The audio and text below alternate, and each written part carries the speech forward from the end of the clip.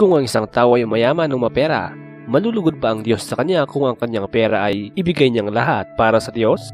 Sa tanong na ito ay siguradong magkakaiba tayo ng pananaw. Pero ano kaya ang sinasabi ng Biblia tungkol dito? May koneksyon ba ang pera at pananampalataya? Kailan ba masasabi na tayo ay nagkakasala pagdating sa pera? Nakasulat sa 1 Timothy chapter 6 verse 10. Ito ay sapagkat ang pag-ibig sa salapi ang ugat sa lahat ng uri ng kasamaan. Ang ilang tao na nagpupumilit na makamtan ito ay naligaw palayo sa pananampalataya. Maraming pagdadalamhati ang lumalagos sa kanilang mga sarili. Ang kasakiman at pagkahumaling sa isang bagay ang siyang batayan ng maraming uri ng kasalanan. Ang totoo ay dahil sa pagkahumaling sa sariling kagustuhan ng dahilan, kaya ang anghel na ginawa ng Diyos ay nagkaklas at kalaunan ay naging puwersa ng kadiliman. Ang pagkahumaling sa isang bagay ay kaparehas din ng kasakiman sa pera o makamundong kayamanan. Kung tutuusin, hindi ang pera, pilak at ginto ang kasamaan dahil pwede naman itong magamit sa tamang paraan. Isa pa ay nilikha ng Diyos ang mga bagay na ito para magamit ng tao. Ngunit ang nagbibigay ng kasalanan sa tao tungkol sa pera at kayamanan ay ang kanyang sobrang pag-ibig o pagnanasa dito. Kung masyado nang nabubulag ang tao dahil sa pera at kayamanan at hindi na niya kayang mapagtanto ang masama at ang mabuti ay doon na pumapasok ang kasalanan. Dapat ba ng pera ay ating kasuklaman dahil ito pala ay nagdudulot sa tao ng kapahamakan? Hindi naman natin ito dapat kasuklaman, ngunit huwag lang nating hayaan na ito ang magdikta ng ating buhay. Sa panahon natin ngayon at sa mundong ating kinalalagyan, ang pera ay kailangan natin para tayo ay mabuhay. Kailangan natin ang pera para sa pagkain, tirahan at iba pang mga bagay na kailangan ng tao. May mga nagsasabi na ang pera ay parang booster ng kung ano ang tunay na ugali ng tao. Inilalabas nito ang totoong kulay ng tao. Kung masama ang isang tao ay gagamitin niya ang pera para mas lalong gumawa ng mas maraming kasamaan. Katulad ng paggawa ng mga bomba at pagbili ng mga armas para pumatay at mangwasak ng buhay ng ibang tao. Huwag nating kalimutan na ang gawain ito ay ang misyon ng Diablo sa buhay ng mga tao. Ito ang sinabi ng Panginoong Hesukristo na mababasa sa John chapter 10 verse 10. Dumarating ang magnanakaw para lamang magnakaw, pumatay at manira. Naparito ako upang ang mga tupa ay magkaroon ng buhay na masaganang lubos. Kahit kung masama ang tao na nabigyan ng maraming pera ay siguradong gagamitin niya ito sa kasamaan. Ngunit kung mabuting tao naman ang nagkakamit ng limpak-limpak ng salapi o pera, ay pwede niya itong magamit para mas lalong makagawa ng mas maraming kabutihan. Katulad na lang ng pagtulong sa kapwa, pagbibigay ayuda sa mga nangangailangan at pagtulong sa mga taong nasalanta ng mga natural disasters. Lalo na ngayon na marami sa ating mga kababayang Pilipino ang nasalanta. Kailangan sa panahon ngayon ng mga taong may mabubuting puso na tulungan ng mga kababayan nating nasalanta ng mga nagdaang bagyo. Nakasulat sa Luke chapter 6 verse 38. Magbigay kayo upang bigyan din kayo ng Diyos. Ibabalik sa inyo ng sobra-sobra at umaapaw ang binigay ninyo. Sapagkat kung paano kayo magbigay sa iba, ganun din ang pagbibigay ng Diyos sa inyo.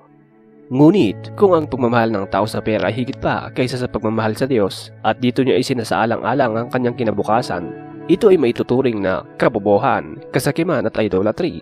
Kasama ito sa idolatry dahil nagiging idol niya ang pera kaysa sa lumikha sa kanya.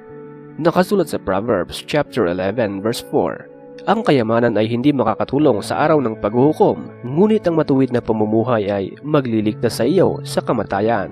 Mababasa naman sa Proverbs chapter 11 verse 28.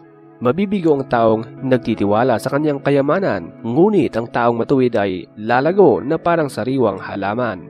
Nakasulat pa sa Ecclesiastes chapter 5 verse 10. Ang taong may bigin sa pera at iba pang kayamanan, kailanman ay hindi masisiyahan. Wala rin itong kabuluhan. Ganito ang realidad sa ating mundo. Kinikilala natin ang isang tao base sa kanyang estado, posisyon at kung gaano kamahal ang bahay, sasakyan at mga kagamitan niya. Dinedefine natin ang isang tao base sa mga nakikita nating mga makamundong kayamanan na taglay nito. Ngunit ito pala ay walang kabuluhan para sa Diyos. Dahil ibang tinitignan ng ating Diyos at hindi tayo kinikilala sa gaano karami o kaunti ang ating makamundong kayamanan. Nakasulat sa 1 Samuel chapter 16 verse 7. Pero sinabi ng Panginoon kay Samuel, huwag mong tignan ang tangkad at ang kakisigan niya, dahil hindi siyang pinili ko. Hindi ako tumitingin na gaya ng pagtingin ng tao. Ang tao ay tumitingin sa panlabas na kaanyuan, ngunit ang tinitignan ko'y ang puso. Nakikita ng tao ang pisikal na anyo ng tao at ang status nito sa buhay. kung kanino siyang anak at kung anong lahi siya nabibilang. Ngunit iba pala ang nagiging basehan ng Diyos dahil malayong-malayo ang kanyang pangunawa kumpara sa pagintindi ng tao. Sa kwento ng pagpili ng hari ng Israel ay ipinaliwanag ng Diyos na mas tinitimbang niya ang nasa puso ng isang tao. Maaring pumapasok sa ating isipan ang mga katanungang ito. Bakit kung sino pa ang mga taong hindi kumikilala sa Diyos ay sila pa ang yumayaman? Bakit hindi ako na araw-araw na nananalangin at sumasamba ang hindi mabiyayaan ng katulad ng mga taong ito? Nakasulat sa Hebrews chapter 13 verse 5, iwasan niyo ang pagiging sakim sa salapi. Maging kontento kayo sa anumang nasa inyo sapagkat sinabi ng Diyos, hindi ko kayo iiwan o papabayaan man. Pwede rin na sabihin natin na hindi naman ako sakim at kung mabiyayaan man ako ng kayamanan ay gagamitin ko ito sa kabutihan. Maganda naman ang ganitong klase ng pag-iisip dahil mabuti ang ating goal kung sakaling mabiyayaan man tayo ng kayamanan. Ngunit ang tanong ay, kilala ba natin talaga ang ating mga sarili? Ginagawa ba natin talaga ang sinasabi nating goal natin? Nasabi natin kanina na alam ng Diyos ang nilalaman ng puso ng isang tao. Nakasulat sa Psalms chapter 139 verses 1-2, Panginoon, siniyasat niyo ako at kilalang kilala. Nalalaman niyo kung ako ay nakaupo o nakatayo. Kahit na kayo ay nasa malayo, nalalaman niyo ang lahat ng aking iniisip. Mas kilala tayo ng Diyos kumpara sa ating sarili. Marami na rin akong narinig na mga kwento ng mga taong noong sila ay mahirap pa lamang ay mabait silang tao. Ngunit nang sila ay maging mayaman ay biglang lumaki ang kanilang mga ulo at palaging nakataas ang kanilang mga noo. Nakalimutan na nila kung saan sila nanggaling. Nakasulat sa Jeremiah chapter 17 verse 10, pero ako, ang Panginoon, alam ko ang puso at isip ng tao. Gagantihan ko ang bawat isa ayon sa pag-uugali at mga gawa niya. Maliwanag sa mga tekstong ito na alam talaga ng Diyos ang ating mga sinasapuso at iniisip at maliwanag na sinabi ditong ginagantihan tayo ayon sa ating pag-uugali. Baka kasi kailangan din nating siyasatin ng mabuti ang ating mga sarili kung talaga bang nasusunod natin ang mga bilin ng Diyos. Pwedeng sabihin natin na tayo ay aktibo sa pagsamba at pagkikilahok sa mga aktibidad ng simbahan na kinabibilangan natin, ngunit baka may mga kulang na hindi natin nakikita sa ating mga sarili. Isa pa ay ang Diyos ang nagpapasya kung sino ang kanyang napiling biyayaan at kung sino naman ang napili niyang magkaroon ng matigas na puso.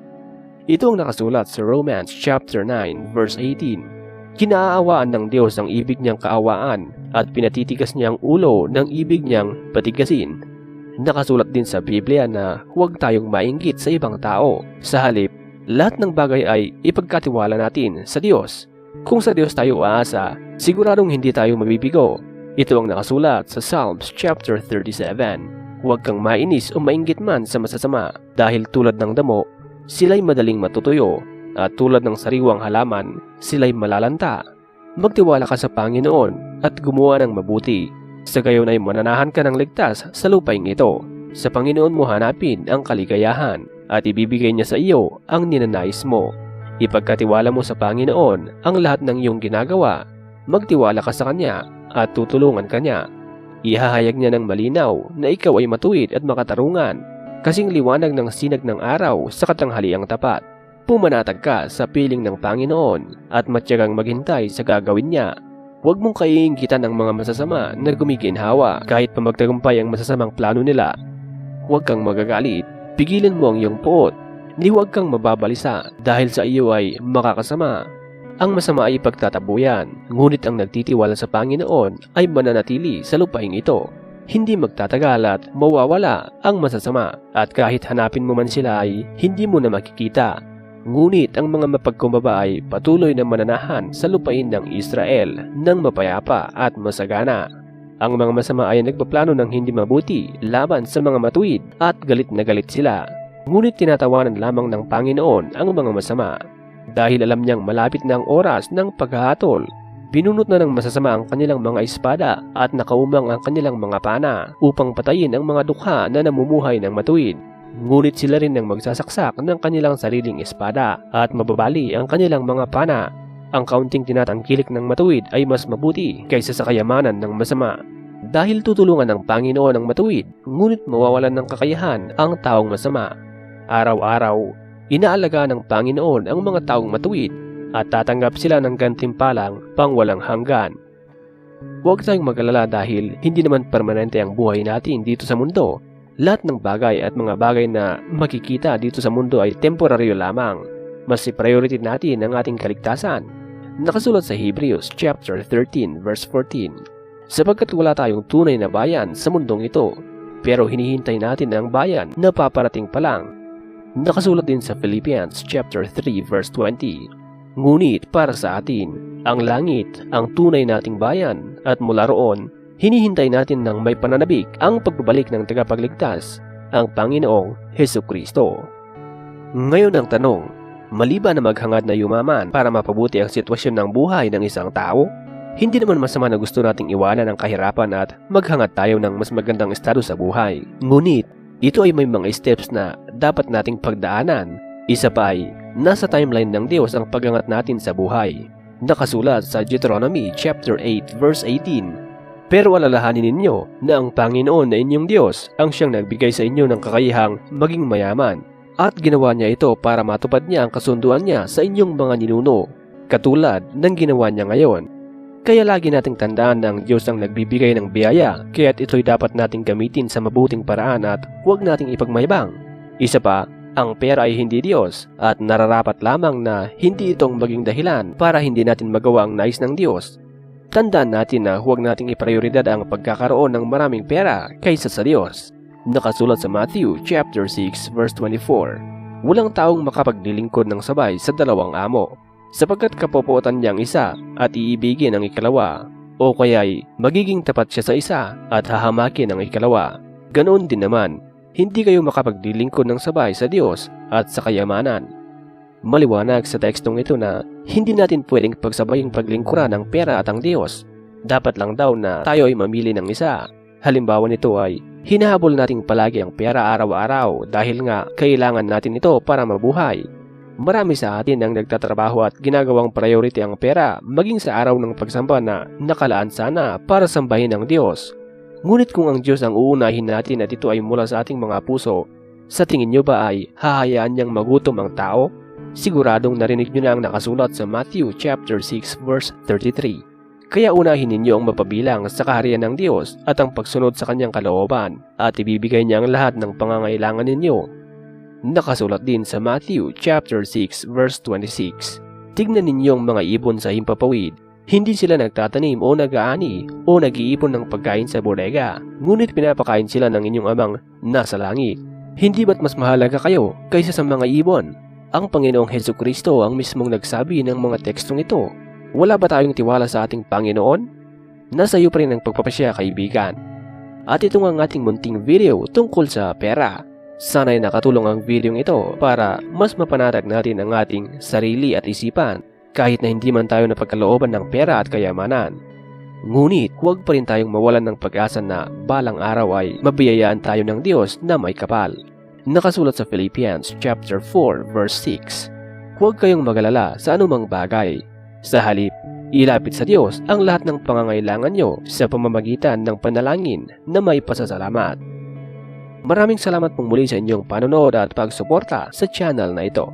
Magandang araw sa inyong lahat at God bless sa ating lahat.